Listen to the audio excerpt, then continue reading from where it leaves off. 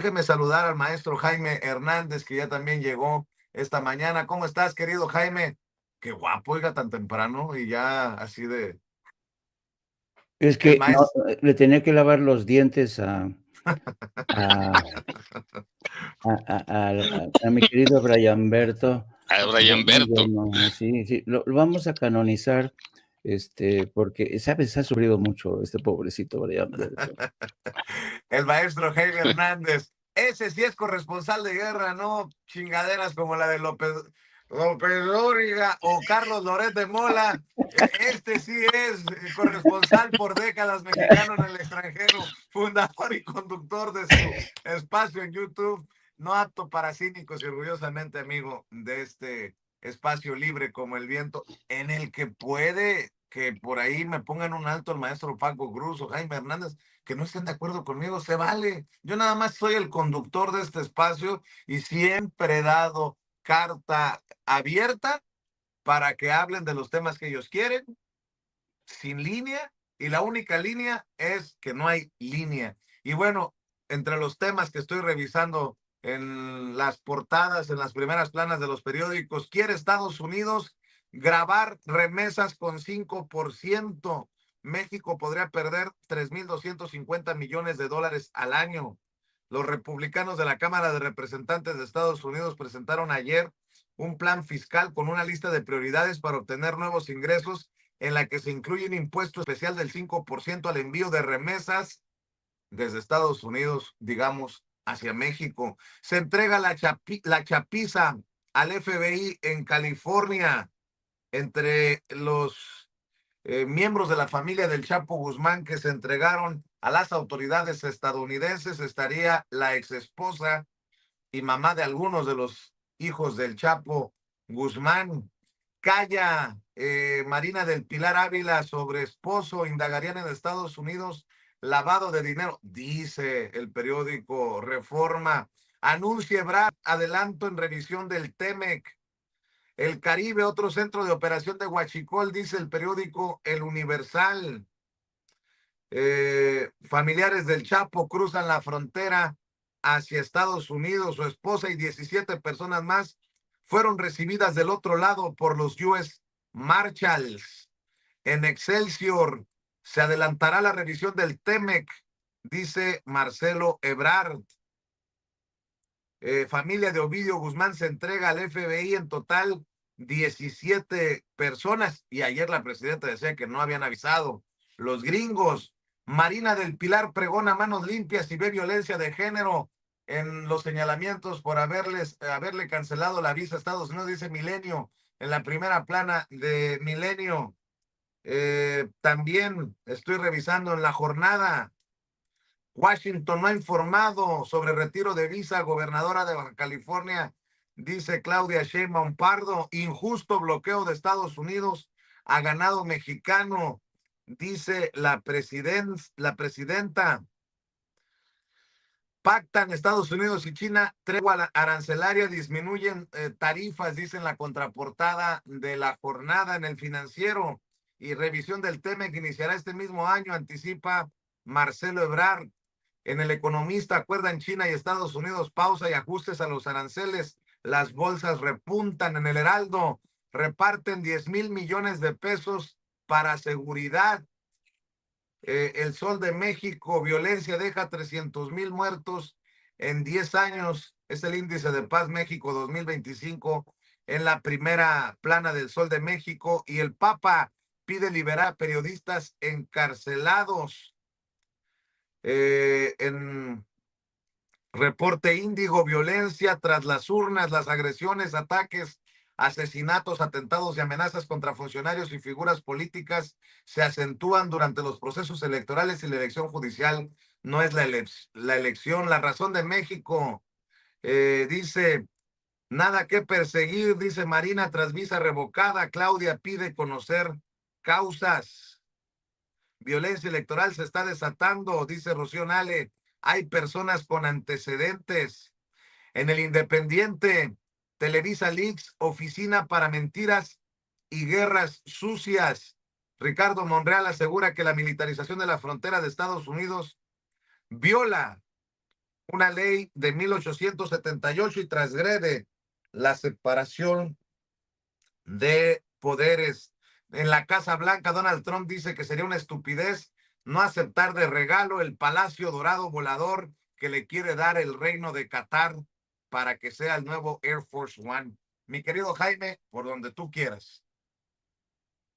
No te escucho, hermanito. Ahí está, ya lo escucho, Perdón. ya lo escucho, ya lo escucho. Ya.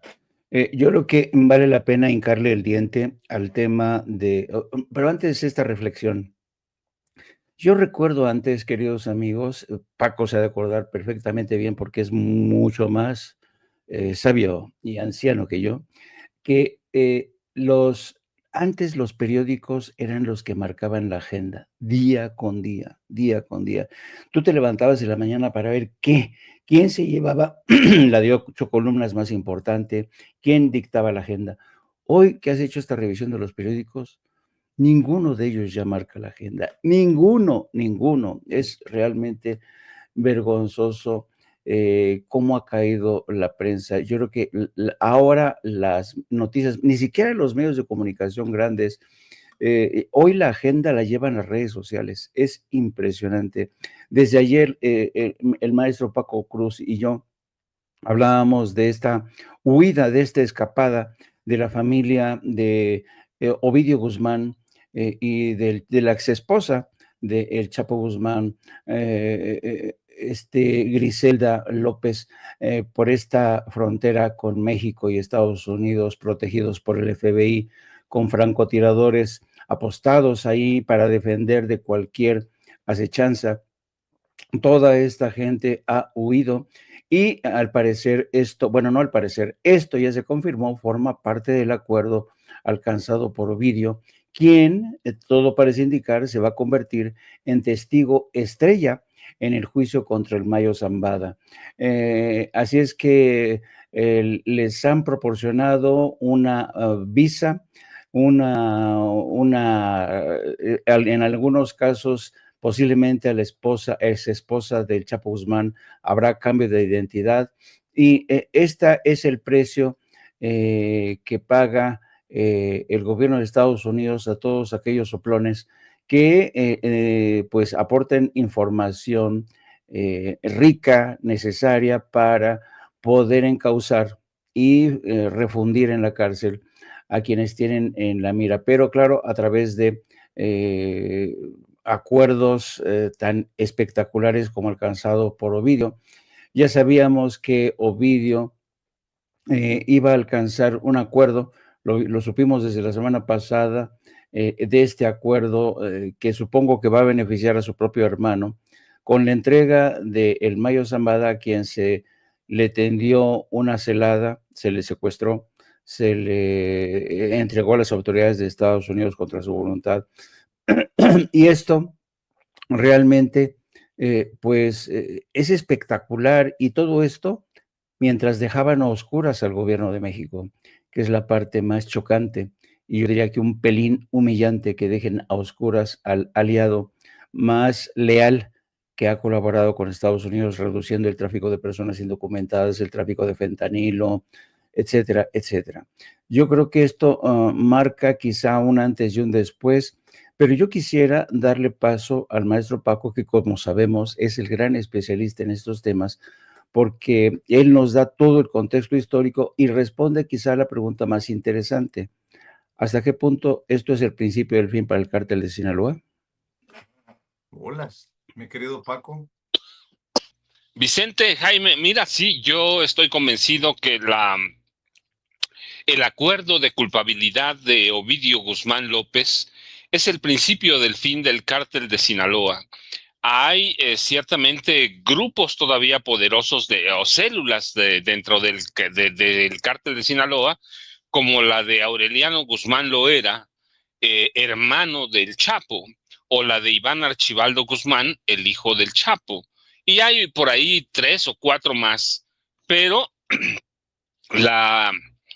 el acuerdo de culpabilidad que va a marcar a partir de unas semanas la entrega de Ovidio, bueno, fue la entrega a las autoridades, quiero decir, ¿no? Porque fue deportado por México y que lo convirtieron ya, porque estoy convencido que ya hay elementos para eso, y es la entrega de las 17 personas de su familia, es eso, que lo convierten en un soplón. Nos dice por qué es el principio del fin. Mira, Ovidio, ¿qué conoce? Ovidio conoce cada una de las rutas de distribución de cocaína y de fentanilo del cártel de Sinaloa. Cada uno. Era el segundo hombre después de Iván Archibaldo. Conoce la estructura del lavado de activos, lavado de dinero del cártel de Sinaloa. Todos. Conoce a cada uno de los hombres de confianza, sicarios, negociadores, lavadores de dinero del cártel de Sinaloa. Conoce la estructura del cártel de Sinaloa en 40 países y la influencia en 100 países. Conoce a dónde están los más o menos 40,000 empleados del cártel de Sinaloa repartidos en el mundo. Conoce las casas de seguridad, conoce las mansiones, los refugios de su hermano o medio hermano, Iván Archibaldo Guzmán. Es decir, es un hombre que, pero además, a diferencia de Iván Archibaldo que vemos en la foto, Ovidio era el responsable de negociar la compra y tráfico de armas de gran calado. Es decir, no era un hombre cualquiera dentro de la estructura del cártel de Sinaloa. Era el segundo de a bordo después de su hermano Iván Archibaldo, pero era responsable de una estructura grande del cártel de Sinaloa. Si llegó a un acuerdo con los fiscales federales de Estados Unidos, allí debe haber estado necesariamente la CIA, debe haber estado la DEA, valoraron la información y para que aceptaran a 17 familiares, incluida su mamá, una de las esposas del Chapo, quiere decir que les ha entregado información, pero a granel. Si ese acuerdo no se da de gratis, no se da por nada. Imagínate, 17 personas, ahí va toda su familia. Así que es evidente que Ovidio Guzmán López tiene en sus manos, y lo entregó a la Fiscalía General de Estados Unidos, la destrucción del cártel de Sinaloa como lo conocemos, más allá de que Aureliano Guzmán lo era el Chapo, el hermano del Chapo, siga operando, y más allá de Iván Archibaldo Guzmán. Si tiene todas las claves, Ovidio, de toda la estructura del cártel de Sinaloa. Así que, ¿qué hizo? La entregó necesariamente, va. Mira, yo conozco solo un capo que no ha hablado. Uno, que no ha entregado nada a las autoridades. Se llama Joaquín Guzmán lo era, el Chapo Guzmán. Todos los demás de a poquito, pero en el caso de Ovidio, conoce desde niño las entrañas del cártel de Sinaloa. Conoce con quién negociaba su papá. Conoce todos los secretos de Ismael El Mayo Zambada, va. Ismael El Mayo Zambada es padrino de Joaquín Guzmán López. Así que conoce prácticamente todo. Y para que haya habido un acuerdo, mira, ni siquiera, no hay un caso similar de que el servicio de los Marshall de Estados Unidos, que es el que protege a los testigos cooperantes y a los testigos protegidos y a los reos de Estados Unidos, se hayan ido tantos mexicanos. ¿Alguien lo recuerda un caso así? Nadie. Entonces, para que haya habido ese arreglo, Ovidio sabe que se va a desatar una guerra en Sinaloa, y los únicos perdedores que van a ser Iván Archibaldo, su hermano, y su tío Aureliano Guzmán lo era. ¿Y eso qué marca? Que la estructura de Sinaloa se va a debilitar necesariamente, se van a crear otras estructuras, porque el narco, hay que decirlo, no va a desaparecer.